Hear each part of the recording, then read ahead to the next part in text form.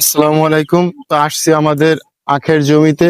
এই যে আখগুলো দেখতেছেন, এটা মূলত আসলে আপনার সরকারি খাত। তা একবার লাগাইলে আপনার 3 বছর হয় রানিং, আর যদি ভুঁই পরিষ্কার রাখা হয় তাহলে 5 বছর হয়। এটা খুবই লাভজনক একটা ফসল।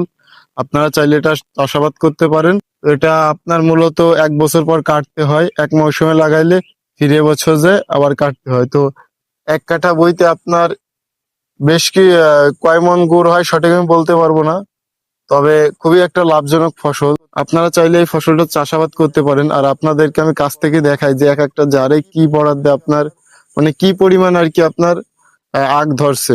তো সেটা আপনাদেরকে দেখাই। প্রতিটা জারে দেখেন কি পরিমাণ ধরছে, আপনার এক একটা জারে প্রায় থোপায় থোপায় ভরে গেছে আর কি।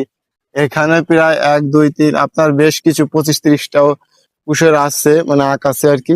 আমাদের অঞ্চলে কুশর বলে, তো এই জন্য ম্যাক্সিমাম সময় খালি কুশর বলতেছি। এবং এক একটা আখ প্রচুর পরিমাণে অনেক বড় হয়ে থাকে। বিশেষ করে 6 হাত 7 হাত 10 ফিট তামাতে করে এক একটা আখ হয়ে থাকে। এটা খুবই একটা লাভজনক ফসল। আপনারা চাইলে এটা চাষাবাদ করতে পারেন।